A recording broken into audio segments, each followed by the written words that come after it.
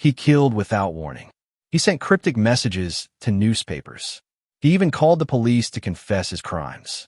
But despite one of the largest investigations in American history, the identity of the Zodiac Killer has never been confirmed.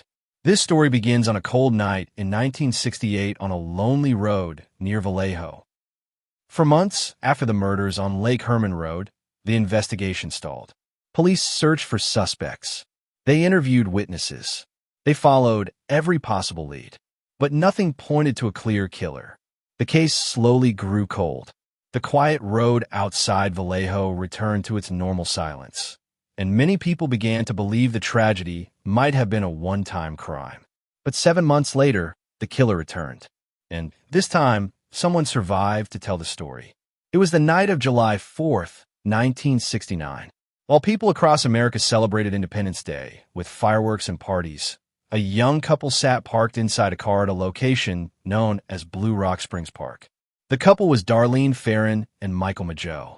They had chosen a quiet parking area away from the crowds and noise of the holiday celebration. It was late.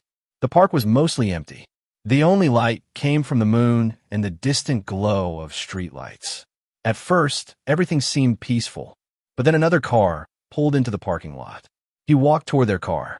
At first, Michael and Darlene thought it might be a police officer approaching them, but the man wasn't carrying a flashlight or badge. Instead, he pulled out a gun. Without warning, he opened fire. Bullets tore through the car. Glass shattered. The quiet night erupted with violence. Both victims were hit multiple times. The attacker briefly walked away, but then suddenly returned. He fired again.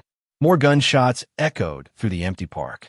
Then, just as quickly as he had arrived, the shooter got back in his car and disappeared into the night. But this time, something was different. Michael Mageau was still alive. Despite his injuries, he managed to survive the attack. And his testimony would become one of the most important clues in the investigation. He described the attacker as a white male, heavy-set, with a round face. The man appeared calm and methodical during the attack. There was no panic, no hesitation, only cold precision. But what happened next shocked investigators even more. Just 40 minutes after the shooting, the police department in Vallejo received a phone call. The caller spoke in a calm, controlled voice. He told the dispatcher exactly where the victims could be found. Then he said something chilling. He claimed responsibility for the shooting, and he confessed to another crime as well. The caller said he was also responsible for the murders of David Faraday and Betty Lou Jensen on Lake Herman Road months earlier. After delivering the message, the caller hung up. Police quickly traced the call to a public payphone located only a short distance from the police station itself. But when officers arrived, the caller was gone. He had vanished into the night. The connection between the two attacks was now clear.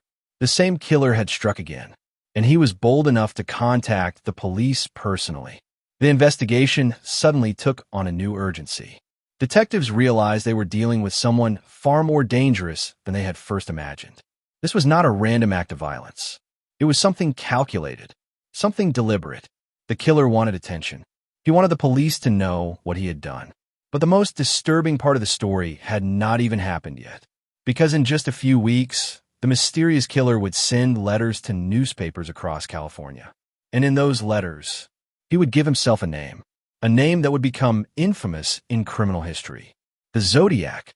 And from that moment on, the case would transform from a local investigation into one of the most terrifying unsolved mysteries